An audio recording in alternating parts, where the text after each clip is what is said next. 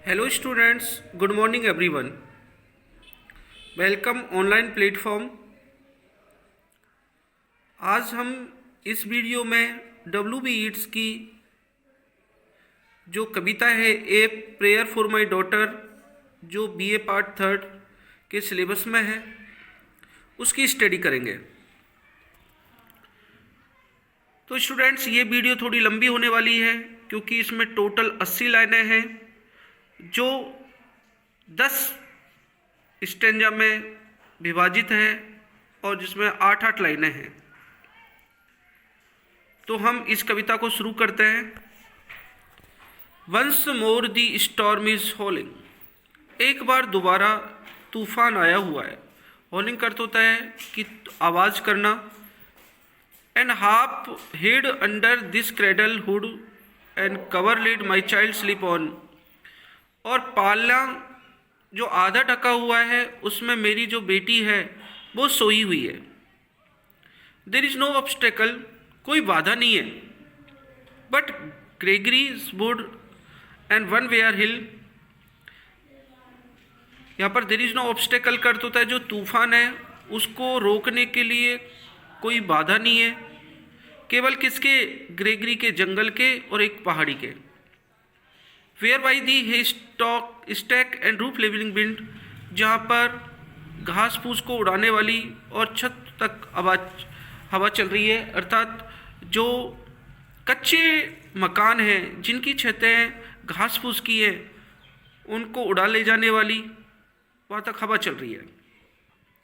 ये जो तूफान है ब्रेड ऑन दी अटलांटिक महासागर में पैदा हुआ है और कैन बी स्टेड, ये ठहरा रह सकता है। And for an our I have walked and prayed. अब कभी जो है अपने घर पर ही वो घूम रहा है और प्रार्थना कर रहा है। किसकी? अपनी बेटी की सलामती की। Because of the great gloom, उनकी जो मुख्य चिंता है दैट इज इन माइंड, जो उनके मस्तिष्क में है। I have walked and prayed for this young child, और वो किसके लिए है कि मैं चलता हूँ और प्रार्थना करता हूँ अपनी छोटी बेटी के लिए। And hear the sea wind scream, और समुद्र की हवा को चिल्लाता हुआ सुनता हूँ। अपॉन द टॉवर, उसके महल के ऊपर। टॉवर यहाँ पर जिस महल में वो रह रहा है। And under the arches of the bridge, पुल के नीचे। And stream in the elm above the blood flood stream, और जो एल्म जो पेड़ हैं उनके ऊपर से बाढ़ का पानी निकल रहा है। इमेजिनिंग इन एक्साइटेड रेबरी, और इसकी कल्पना ही हमें क्या कर देती है कि एक्साइटेड उत्तेजित करती है। रेबरी दिवा स्वप्न में।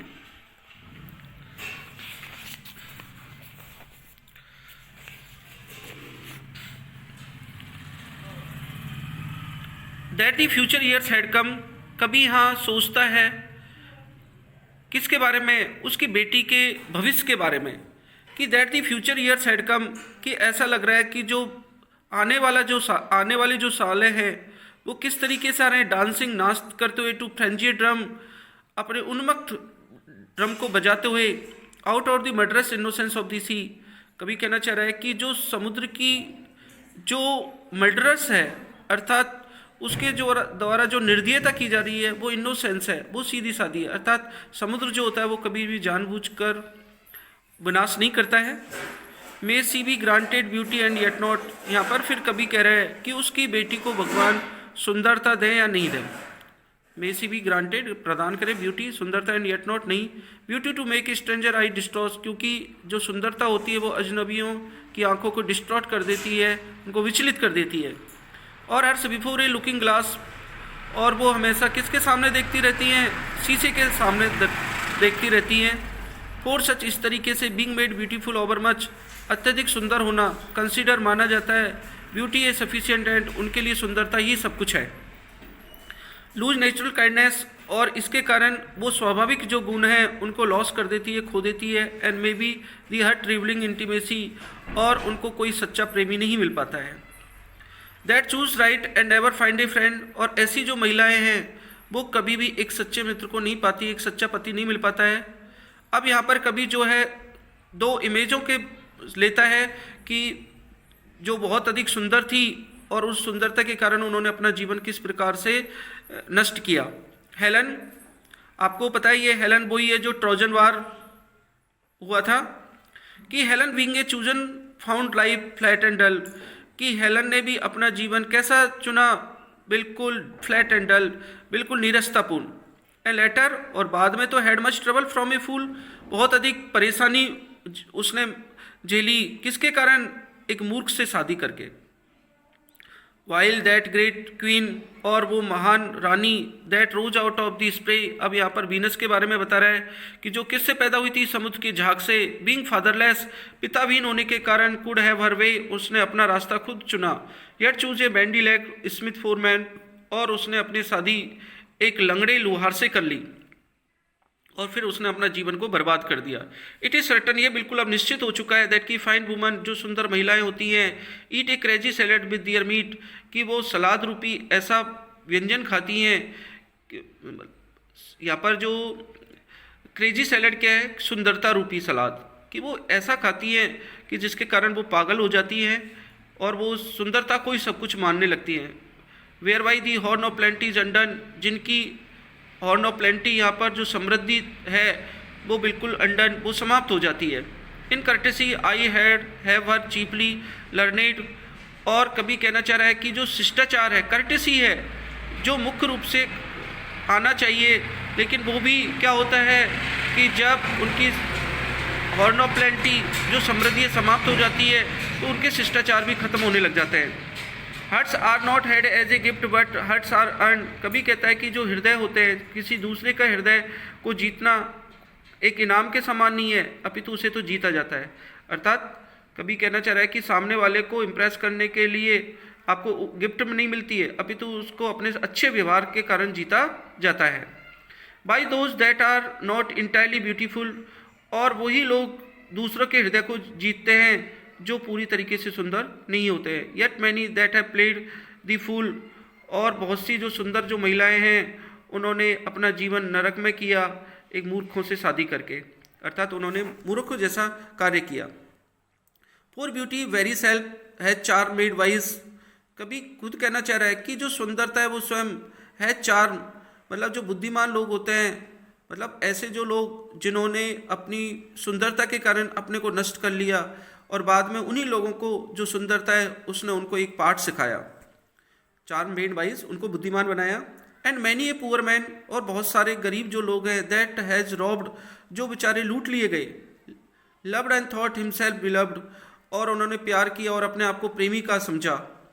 फ्रॉम ए ग्लैड काइंडनेस, यहाँ पर गरीब लोगों के बारे में है जो सच्चा प्यार करते हैं और दूसरों के हृदय को जीत लेते हैं। From a glad kindness can not take his eyes, क्योंकि जो दयालुता है, can not take his eyes, वो उनकी आंखें नहीं ले सकती।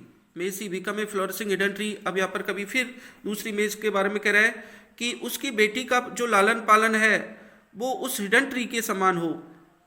दैट ऑल हर थॉट्स में लाइक दी लेनेट बी, और उसके सारे के सारे जो विचार हैं वो लेनेट पक्षी की तरह हों।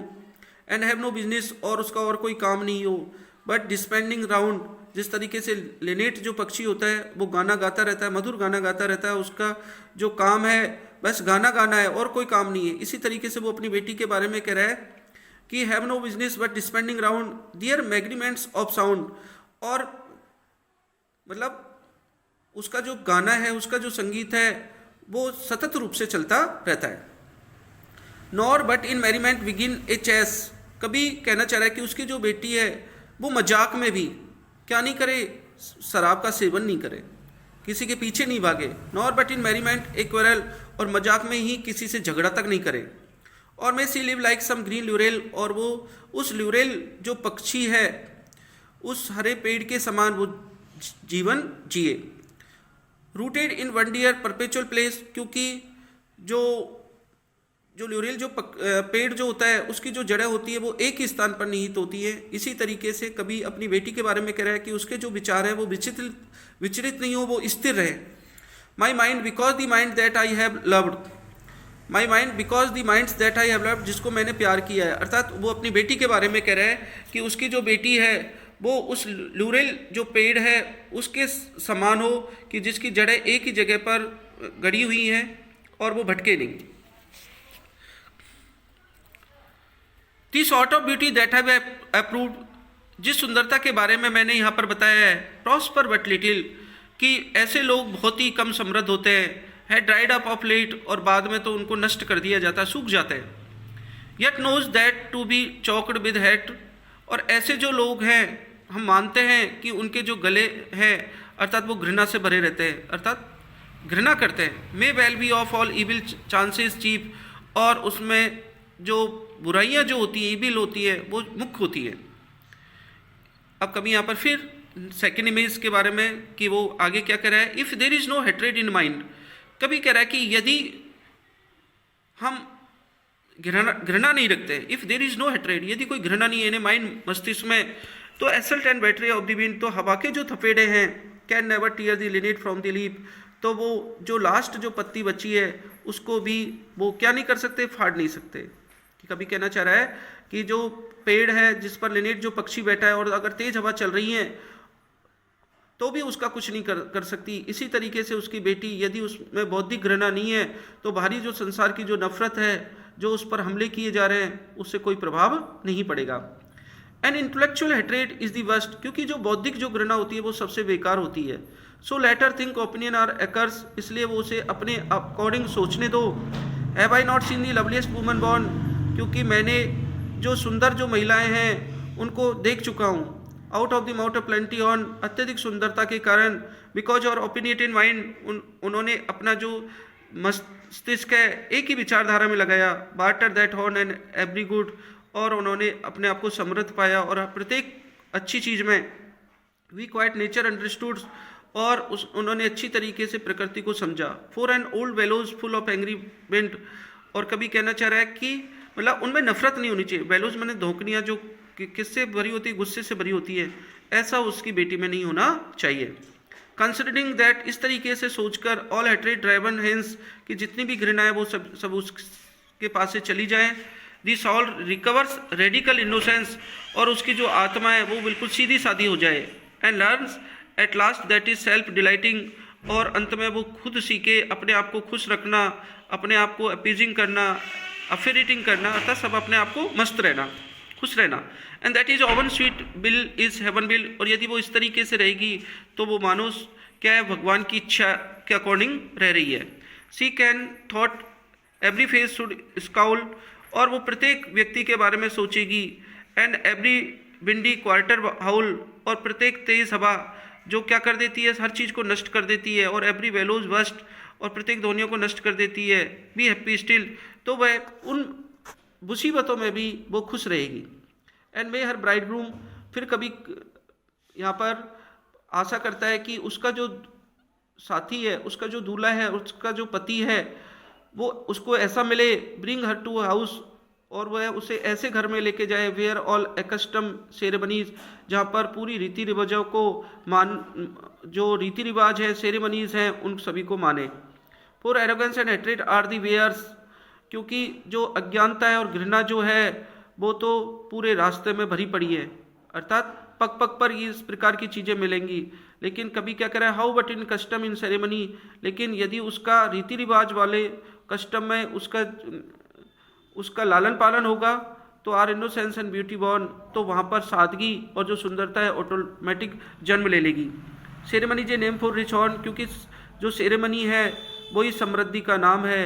And custom for the spreading laurel tree, और जो कस्टम है वो किसके समान बढ़ेगी, उस ल्यूरियल ट्री की तरह बढ़ेगी। स्टूडेंट्स, आई होप आपको ये वीडियो बहुत अच्छी लगी होगी। इस वीडियो में सबसे पहले कवि जो है वो पैसिमिस्ट, बहुत ही निराशावादी है। संसार में जो उसको टायरनी, हिंसा दिख रही है, उसके कारण वह अपनी बेटी को लेकर बहुत ही चिंतित है। लेकिन अंतिम लाइनों में कवि जो है वो पैसिमिज्म से ऑप्टिमिज्म की ओर आ जाता है, और वो कभी अपनी बेटी के लिए आशा करता है कि उसका पति और उसका लालन पालन पुराने रीति रिवाजों के कारण हो, जिसके कारण वो खुश रह सके। तो आपको यदि ये वीडियो अच्छी लगी हो तो आप इसे लाइक करें, सब्सक्राइब करें, शेयर करें। Thank you very much.